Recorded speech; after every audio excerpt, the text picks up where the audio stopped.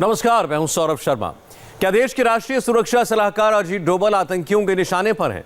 जम्मू कश्मीर से गिरफ्तार हुए आतंकी हिदायतुल्लाह मलिक ने अपने साथ हुई पूछताछ में बताया कि उसने दिल्ली आकर अजीत डोभाल के दफ्तर की रेकी की थी, मोबाइल से वीडियो बनाया था और पाकिस्तान भेजा था।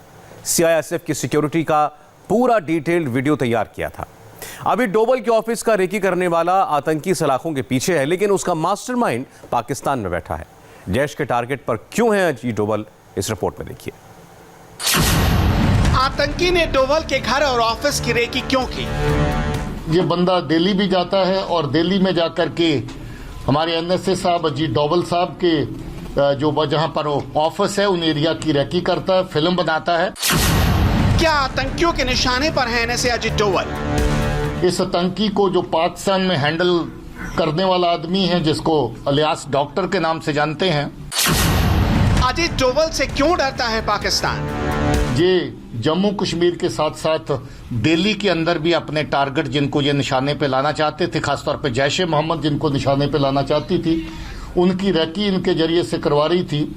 और उस रैकी के बाद वहां पर भी इस तरह की दहशतगर्दी की कार्रवाइयां प्लान करने का मंसूबा पाकिस्तान की एजेंसी ने, खासतौर पे जैश ए मोहम्मद ने बना रखा था।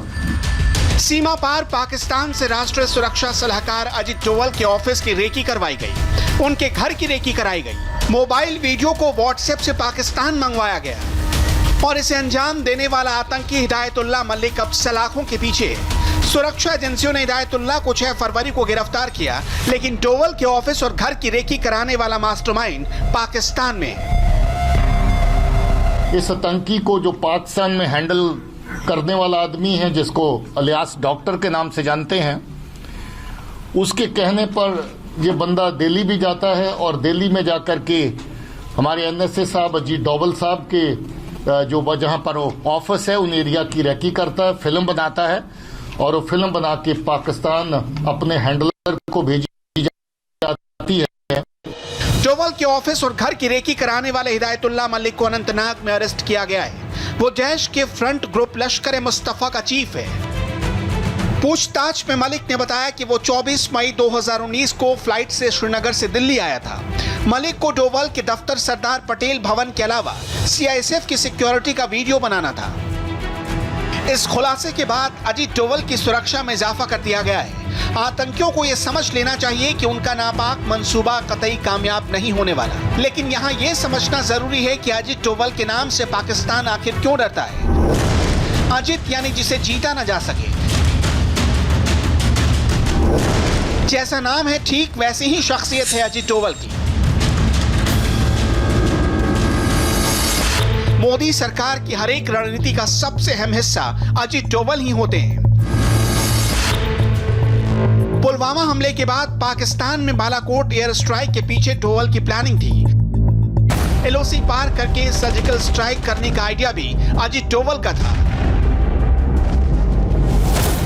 यही नहीं, कश्मीर से अनुच्छेद 370 हटाना हो, नॉर्थ ईस्ट से आतंकवाद का खात्मा हो,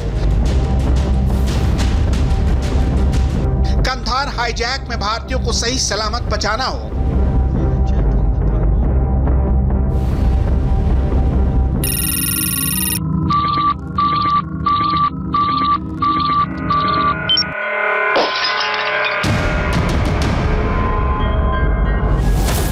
या फिर खालिस्तानी कैंप में जाकर खुफिया जानकारी हासिल करनी हो। हर एक ऑपरेशन के पीछे आपको अजीत डोभाल का नाम जरूर सुनाई देता है। You can do one Mumbai, you may lose Balochistan. Jammu Kashmir में आतंकियों के समूल नाश का जो अभियान चल रहा है, उसमें भी डोभाल की अहम रणनीतिक भूमिका रहती है। यही वजह है कि लगातार होते ऑपरेशन से पाकिस्तानी हैंडलर्स बौखलाए हुए हैं। इसी वजह से वो आतंकियों के टारगेट पर है। पाकिस्तान किसी भी न्यूक्लियर वॉर में के बाद पाकिस्तान राष्ट्र नहीं रहेगा, भारत फिर भी रहेगा।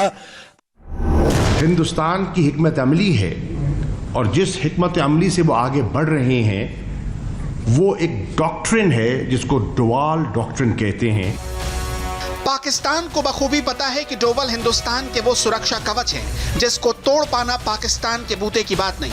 क्योंकि अजीत डोवल पाकिस्तान में छिपकर 7 साल रहे हैं, वो पाकिस्तान की नस नस से वाकिफ हैं। यही वजह है कि पाकिस्तान और उसके आतंकी भाईजानों की अभी एक नहीं चल रही। I heard that you were in Pakistan for 5 years. 7 years. और के अंदर में एक बड़ी भारी वो है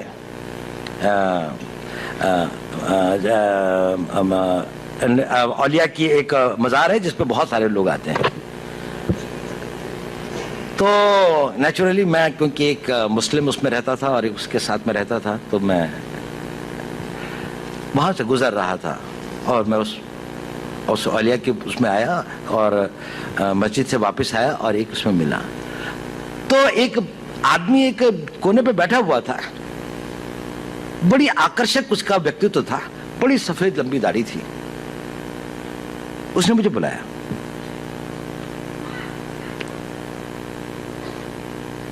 उसने कहा तुम हिंदू हो?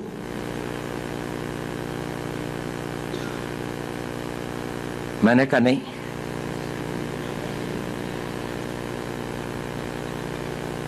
कहता मेरे साथ आओ।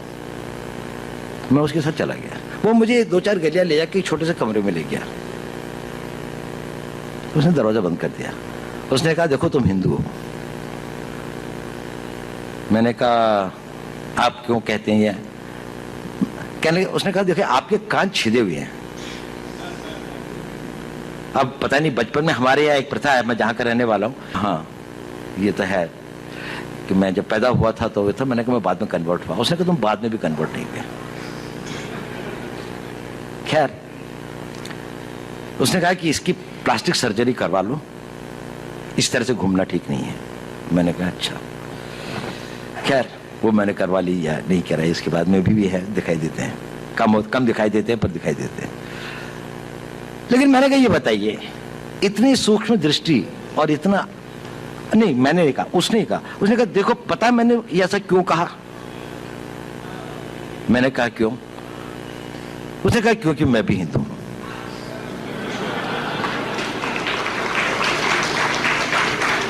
और उसने कहा कि देखो मेरा सारा परिवार इन लोगों ने मार दिया था, मैं यहां पर किसी तरह से अपने दिन काट रहा हूं। मुझको बहुत खुशी होती है जब आप लोगों को देखता हूं, लेकिन मैंने भी अपना बेस बदला हुआ है। लेकिन देखो इस कमरे के अंदर, और फिर उसने एक अलमारी खोली, उसके अंदर में एक शिव जी की और एक दुर्गा की एक वो रखी थी।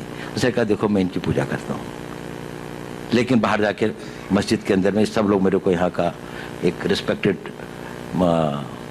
उलेमा समझ लीजिए, उलेमा तो नहीं लेकिन वो समझ लीजिए मतलब रिलीजियस मैन की तरीके से वो करते हैं। एक हफ्ते में सुरक्षा एजेंसियों को 3 फ्रंट पर बड़ी कामयाबी मिली है। पाकिस्तान से ऑपरेट होने वाले 3 आतंकी संगठनों का नेटवर्क तार-तार हो गया है। पहला जैश ए मोहम्मद का फ्रंट जैश ए मुस्तफा, दूसरा लश्कर ए तोयबा का फ्रंट TRF और तीसरा अल बदर जिसका रचा पुलवामा पार्ट 2 नाकाम हो गया है। ये तो एक साजिश थी। पाकिस्तान की एक और बड़ी साजिश का आज खुलासा हुआ। आज पुलवामा की दूसरी बरसी पर जम्मू को दहलाने की साजिश रची गई थी, लेकिन सुरक्षा बलों ने उसे भी नाकाम कर दिया। और आप देखिए ये उसी साजिश के सबूत हैं। ये हथियार, गोला बारूद जो आज जब्त किया गया। जम्मू के बस स्टैंड पर एक लड़के को पकड़ा गया जिसके पास से 7 किलो आईडी यानी कि 7 किलो विस्फोटक बरामद हुआ है। और उसने बताया कि जम्मू शहर में अलग अलग 3-4 जगहों पर विस्फोट करने की साजिश थी और ये काम आज ही होना था। जम्मू कश्मीर पुलिस ने मुस्तैदी दिखाते हुए पिछले 3-4 दिनों से अलर्ट पर रहते हुए इस शख्स को धर दबोचा। इसके अलावा कुछ और लोग भी पकड़े गए हैं जिनके तार सीधे सीधे पाकिस्तान से जुड़े बताए गए और उनके साथ ही ये हथियारों का जखीरा भी बरामद हुआ। कई संगठनों के नाम भी इसमें शामिल आ रहे हैं जिसमें TRF भी है, अल बद्र भी है।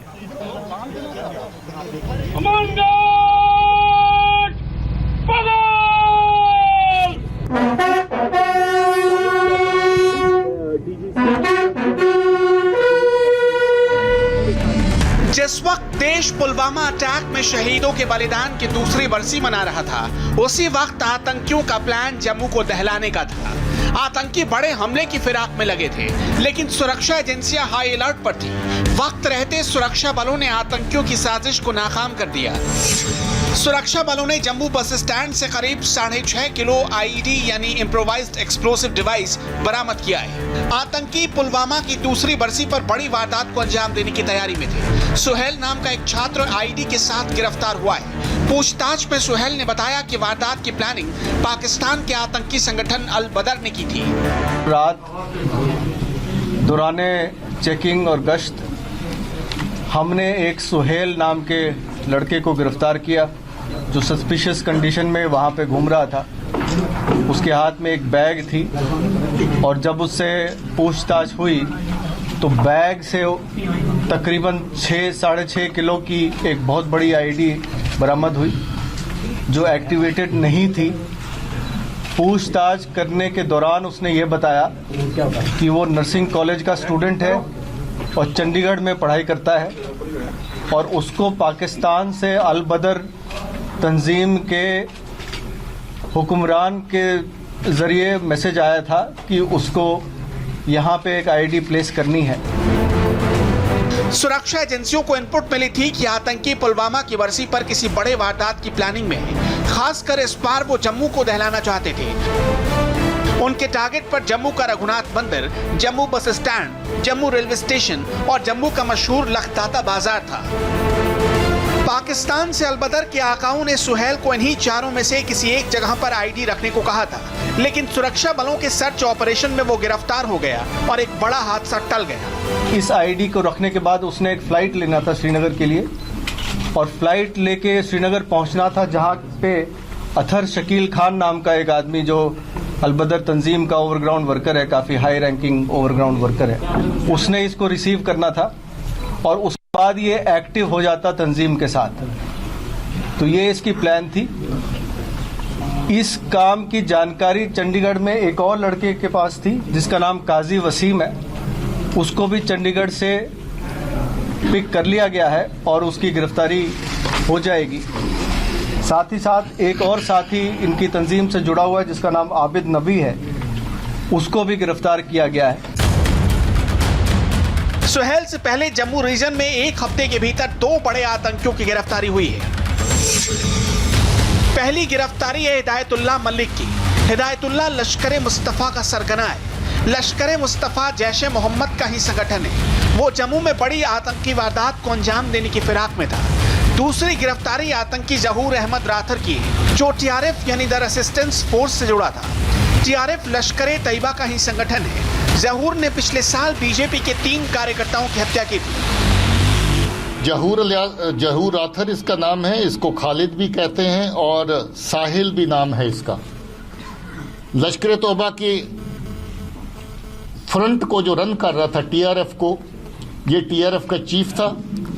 ये भी बहुत लंबा अरसा पहले खुद ओजीडब्ल्यू के खाते में काम करता रहा। इसकी बड़ी बात यह है कि ये बहुत पुराना ट्रेंड मिलिटेंट है। 2002 में ये हिजबुल मुजाहिदीन के साथ काम करता था, जहां से बॉर्डर पार गया था। बॉर्डर पार जाके पाकिस्तान में ट्रेनिंग हासिल करी थी और जब वापस लौट के आया था तो 5 फॉरेन टेररिस्ट रजौरी के रूट से लेकर के ये वापस आया था।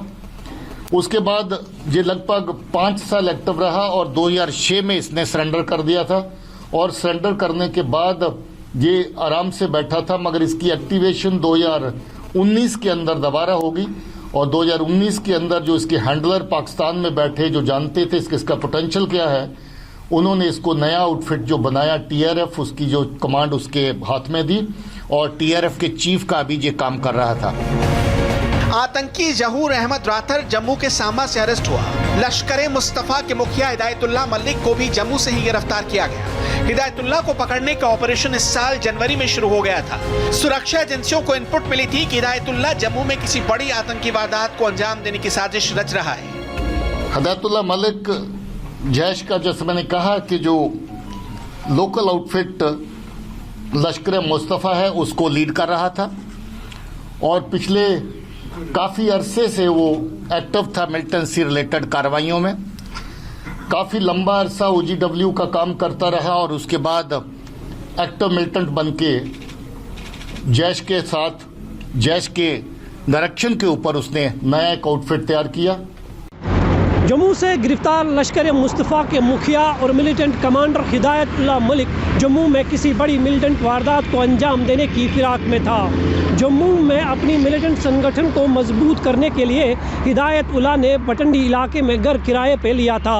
सुरक्षा बलों को हिदायतुल्लाह के पास से 2 पिस्टल और कुछ ग्रेनेड भी मिले थे। पूछताछ में उसने ये कबूल किया है कि वो जम्मू में जैश मोहम्मद के OGW का इस्तेमाल कर शहर में किसी बड़े फिदाइन हमले की साजिश रच रहा था। मंजूर मीर, इंडिया टीवी, श्रीनगर। नरेंद्र मोदी ने आज 8 बार एक रिमोट का बटन दबाया। प्रधानमंत्री ने चेन्नई में 5 और कोच्चि में 3 मेगा प्रोजेक्ट्स को लॉन्च किया। यहाँ की कुछ तस्वीरें और कुछ वीडियोस नरेंद्र मोदी ने खुद सोशल मीडिया पर शेयर भी किए हैं। प्रधानमंत्री ने आज कोई पॉलिटिकल भाषण नहीं दिया। मोदी पार्टी वर्कर्स के किसी प्रोग्राम में भी नहीं गए थे। फिर भी दक्षिण के 2 राज्यों में प्रधानमंत्री के दौरे के पीछे बहुत बड़ा सियासी मैसेज है।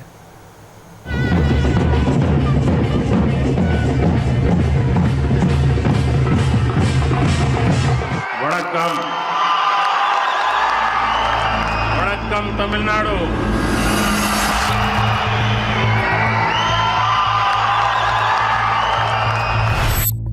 प्रधानमंत्री सबसे मुश्किल पॉलिटिकल मिशन पर हैं। तमिलनाडु और केरल, ये 2 ऐसे राज्य हैं जहां अब तक भगवा ध्वज को परमानेंट पोडियम नहीं मिल पाया है।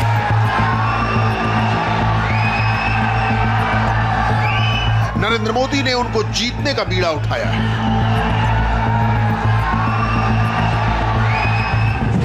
भगवा के लिए दक्षिण का राजनीतिक द्वार खोलने से पहले नरेंद्र मोदी ने तमिल और मलयाली कल्चर का द्वार खटखटाया। कल्चरल सिंबल्स को कैसे पकड़ते हैं मोदी, इमोशन को कैसे टच करते हैं, यह नरेंद्र मोदी से बेहतर कोई नहीं जानता। वणक्कम।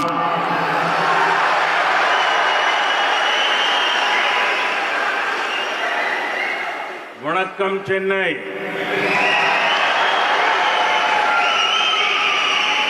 वणक्कम तमिलनाडु। कुछ साल पहले तक जब भी किसी प्रधानमंत्री का दिल्ली से चेन्नई दौरा होता था, तब तमिल मछुआरों की श्रीलंका में गिरफ्तारी होने और उनकी रिहाई कराने का मुद्दा उछलता था। तमिल सेंटिमेंट वाली ऐसी हेडलाइनें नरेंद्र मोदी ने खत्म कर दी। The problem faced by our fishermen is long standing. I do not wish to go into the history of the problem, but let me assure you that my government will always protect their rightful interests. We have ensured early release whenever fishermen are apprehended in Sri Lanka. Narendra Modi पर हर रोज सैकड़ों headline बनती हैं, लेकिन मोदी उन मसलों को भी पकड़ते हैं जो कभी सुर्खियों में नहीं आ पाते। तमिलनाडु में देवेंद्र कुला वेल्लार समुदाय के लोग एक ही वंश कुल के हैं, लेकिन अब तक उन्हें 6-7 अलग अलग अनुसूचित जाति समूहों में बांट कर रखा गया है। दशकों पुरानी उनकी मांग को पूरा करने का कमिटमेंट नरेंद्र मोदी ने किया है। The central government has accepted their long-standing demand to be known as Devendra Kula Vellalar. They will now be known by their heritage name and not the 6 to 7 names listed in the schedule to the Constitution. Their name, Devendra, rhymes with my own name, Narendra. I understand their emotions. Tamil Nadu में प्रधानमंत्री ने MGR और जयललिता को श्रद्धांजलि दी। Prime minister ने मंच पर पलनीसामी और पनीर सेल्वम को जरूर बिठाया, लेकिन तवज्जो उतनी ही दी जितनी पीएम के प्रोग्राम में सीएम और डिप्टी सीएम को मिलनी चाहिए। तमिलनाडु के मुख्यमंत्री के हाथों प्रधानमंत्री को श्री कृष्ण की प्रतिमा का गिफ्ट। ऐसे संकेतों को समझने वाले जानते हैं कि तमिलनाडु की बदलती हुई सियासत में इसका कितना बड़ा मैसेज गया है। चुनावी साल में नरेंद्र मोदी ने तमिलनाडु को कितने बड़े बड़े गिफ्ट दिए, ये तो आपको बताएंगे। मगर चेन्नई में प्रधानमंत्री की कभी न भूलने वाली तस्वीर देख लीजिए। Made in India Arjun mark 1A tank ने नरेंद्र मोदी को सलामी दी और इसी के साथ 118 महाबली टैंक भारतीय सेना को मिल गए। सेना के पास अर्जुन टैंक की 2 रेजिमेंट पहले से है, जिनमें कुल 124 टैंक हैं। अब सेना के पास कुल 242 स्वदेशी अर्जुन टैंक हो गए हैं। इन अर्जुन टैंकों के हथियार और गोले भी भारत में ही बन रहे हैं। Today, I am proud to dedicate to the country one more warrior to protect our frontiers. I am proud to hand over the indigenously designed and manufactured main battle tank Arjun Mark 1A. It also uses indigenous ammunition. Tamil Nadu is already the leading automobile manufacturing hub of India. Now I see Tamil Nadu evolving as the tank manufacturing hub of India. Chennai में प्रधानमंत्री ने मशहूर आध्यात्मिक group Bangaru आदिगलार से मुलाकात की। 2 साल पहले मोदी सरकार ने बंगारू आदिगलार को पद्मश्री देकर सम्मानित किया था। प्रधानमंत्री ने आसमान से ही भारत और इंग्लैंड के बीच चेपक स्टेडियम में चल रहा टेस्ट मैच भी देख लिया और सोशल मीडिया पर यह तस्वीर डालकर चेन्नई टेस्ट को वर्ल्ड फेमस कर दिया। चेन्नई की तमिल आइडेंटिटी को नरेंद्र मोदी पहचानते भी हैं और उसे मानते भी हैं। इस आइडेंटिटी को और आगे बढ़ाने के लिए नरेंद्र मोदी ने चेन्नई पर तोहफों की बारिश कर दी। मोदी की झोली से तमिलनाडु के लिए 8,126 करोड़ के गिफ्ट निकले। इसमें क्या क्या है उसे देख लीजिए। Chennai metro rail phase 1 extension का उद्घाटन। 3700 करोड़ से बनेगा 9 किलोमीटर लंबा एक्सटेंशन। चेन्नई बीच और अटिपट्टू के बीच चौथी रेल लाइन का उद्घाटन। 293 करोड़ की लागत से बिछेगी 22 kilometre rail line. Single line railway section का विद्युतीकरण। विद्युतीकरण के लिए 423 करोड़ रुपए। डैम और नहर प्रणाली के विस्तार के लिए 2640 करोड़। कावेरी डेल्टा के किसानों को होगा फायदा। आईआईटी मद्रास के डिस्कवरी कैंपस की आधारशिला। 1000 करोड़ की लागत से 2 लाख वर्ग मीटर में बनेगा कैंपस। तमिलनाडु में पिछले 4 दशकों में पहली बार ऐसा चुनाव होने वाला है जिसमें ना तो करुणानिधि होंगे न जयललिता। तमिलनाडु में एक पॉलिटिकल वैक्यूम है जिसमें कमल छाप को अपने लिए जगह तैयार करनी है। 2016 के विधानसभा चुनाव में बीजेपी को 2.5% और एनडीए को कुल 4% वोट मिले थे। 2021 में एआईएडीएमके के साथ मिलकर बीजेपी ने डबल डिजिट में आने का प्लान बनाया है। बीजेपी का लक्ष्य 2026 के चुनाव में बड़ी सियासी ताकत बनने का है। तमिलनाडु की द्रविड़ पॉलिटिक्स में हिंदी बोलने वाले नेता को आउटसाइडर माना जाता है। लैंग्वेज का बैरियर नरेंद्र मोदी के लिए चैलेंज है और मोदी को ऐसे चैलेंज लेना बहुत पसंद है। इस बैरियर को नरेंद्र मोदी नेशनल सिक्योरिटी के इशू से तोड़ रहे हैं। ये tank made in Tamil Nadu will be used in our northern border to keep the nation safe. This showcases India's united spirit, Bharat's Ekta Darshan.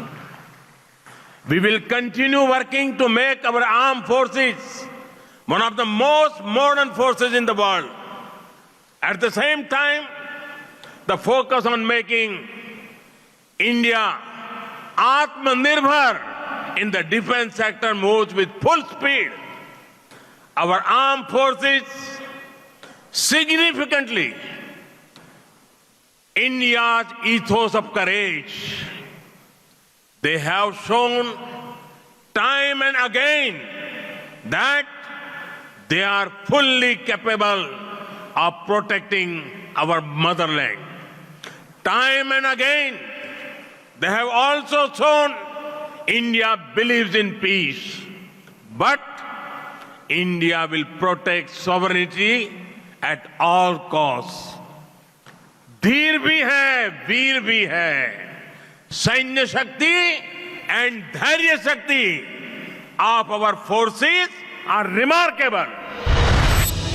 Kerala का पॉलिटिकल वाटर तमिलनाडु से थोड़ा अलग है। यहाँ लेफ्ट की सरकार है, विपक्ष में कांग्रेस के नेतृत्व वाला यूडीएफ है। मलयाली पॉलिटिक्स में बीजेपी ने अपने लिए पैर टिकाने लायक जमीन तैयार कर ली है, मगर कमल का खिलना यहाँ अभी बाकी है।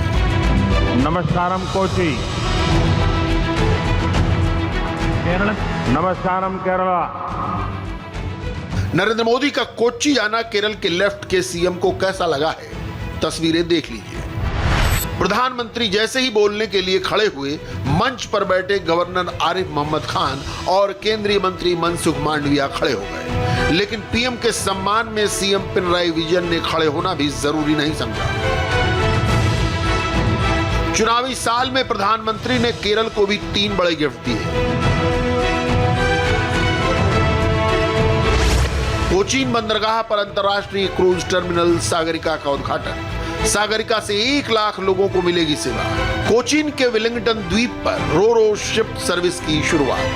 35 किलोमीटर की दूरी घटकर 3.5 किलोमीटर रह जाएगी। इसके अलावा मोदी ने प्रोपलिन डेरिवेटिव पेट्रोकेमिकल प्रोजेक्ट राष्ट्र को समर्पित किया। ये आत्मनिर्भर भारत की दिशा में एक बड़ा कदम है।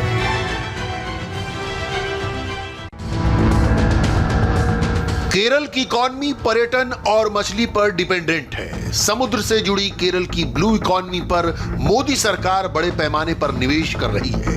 राज्य की बड़ी आबादी खाड़ी देशों में रहती है। जब कोरोना आया तो नरेंद्र मोदी ने उनके लिए वंदे भारत मिशन चलाया। कोच्चि में प्रधानमंत्री ने केरल के लोगों की सेवा के प्रति अपना वादा दोहराया। India is proud of our diaspora in the Gulf. It has been my honor to spend time with them during my previous visits to Saudi Arabia, Qatar, UAE and Bahrain. I shared meals with them, interacted with them. As a part of the Vande Bharat mission, over 50 lakh Indians came back home. Many of them were from Kerala. It was our government's honor to serve them in such a sensitive time. Tamil Nadu और केरल दोनों ही राज्यों में अप्रैल मई में चुनाव होने की कयास लगाए जा रहे हैं। प्रधानमंत्री के दौरे के बाद सियासी हवा गर्म हो गई है। पीएम मोदी के तमिलनाडु और केरल दौरे के सियासी मायने भी हैं। आज दोनों ही राज्यों को हजारों करोड़ की परियोजनाओं की सौगात देकर प्रधानमंत्री ने इस बात के संकेत दे दिए कि चुनावी साल में इन दोनों राज्यों को लेकर बीजेपी कितनी गंभीर है। हालांकि दोनों ही राज्यों में बीजेपी बड़ी प्लेयर नहीं है। तमिलनाडु में बीजेपी के साथ एआईडीएमके का गठबंधन है, एआईडीएमके सत्ता में है और आज प्रधानमंत्री नरेंद्र मोदी ने सीएम पलनीस्वामी और डिप्टी सीएम पन्नीरसेल्वम के साथ साथ उन संभावित अलायंस पार्टनर टीएमसी, एमडीएमके और पीएमके के नेताओं से भी मुलाकात की। तमिलनाडु में बीजेपी इस बार कम से कम डबल डिजिट में पहुंचना चाहती है। वहीं केरल में भी बीजेपी अपनी सियासी जमीन को और मजबूत करना चाहती है।